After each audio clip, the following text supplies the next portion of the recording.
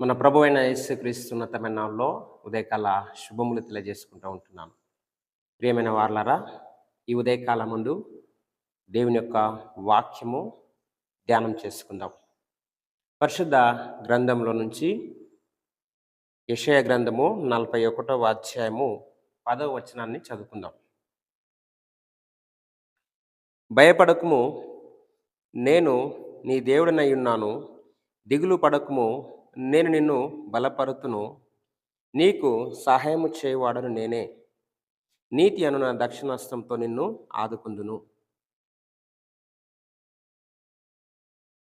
ఈ వచనంలో దేవుడు మనకు 5 అద్భుతమైనటువంటి హామీలు ఇస్తూ ఉంటున్నాడు.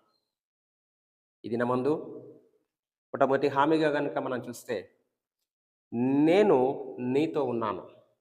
దేవుడు మనతో ఉన్నాడంట. అంటే మనం ఒంటరి వారము కాము అన్నటువంటి విషయాన్ని మనం జ్ఞాపకం చేసుకోవాలి. రెండోదిగా చూసినట్లయితే, నేను నీ దేవుడను. అంటే దేవుడే మన జీవితాల్లో ఒక యజమానిగా ఉన్నాడు.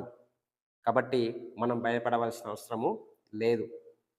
మూడోదిగా చూసినట్లయితే, నేను నిన్ను బలపరుతును.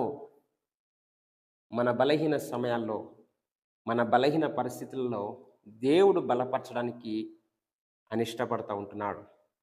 నాలుగోదిగా చూస్తే, నేను నీకు సహాయము చేయుదును. కష్ట సమయాల్లో దేవుడు మనకు సహాయం చేయడానికైనా ఇష్టపడుతూ ఉంటున్నాడు.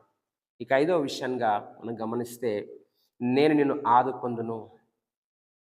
మనల్ని పడిపోకుండగా, మన సమస్యలు ఇరుక్కొని పోకుండగా దేవుడు మనల్ని ఆదుకుంటానని చెప్పేసి మాట ఇస్తూ ఉంటున్నాడు.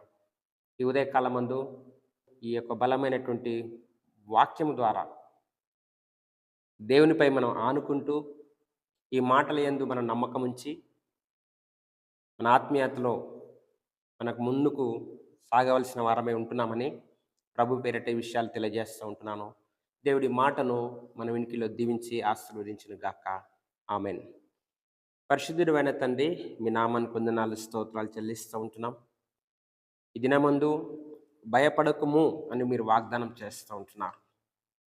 నీతో ఉన్నాను, నీ దేవుడను, నీకు సహాయం చేస్తాను, నిన్ను బలపరుస్తాను, నిన్ను ఆదుకుంటానని మీరు ధైర్యపరుస్తుండగా, ఈ దినమందు ఎవరైతే భయముతో, వారు కలిగి ఉన్నటువంటి సమస్యలను బట్టి ఎవరైతే బలహీనతల్లో భయముతో జీవిస్తున్నట్లయితే, ఈ మాట ద్వారా మీరు బలపరిచి బిడ్డలను ఆశీర్వదించగలరని ప్రార్థిస్తూ ఉంటున్నాం. ఎందరైతే ఈ మాటలు వింటున్నారో ప్రతి బిడ్డను మీరు దీవించి ఆశీర్వదించగలరని యేసుక్రీస్తు ఉన్నతమైన నామములో ప్రార్థించి వేడుకుంటున్నాం పరమ తండ్రి. ఆమెన్. అందరికీ వందనాలు. దేవుని కృప మనందరికీ తోడై ఉండి నడిపించును గాక. ఆమెన్.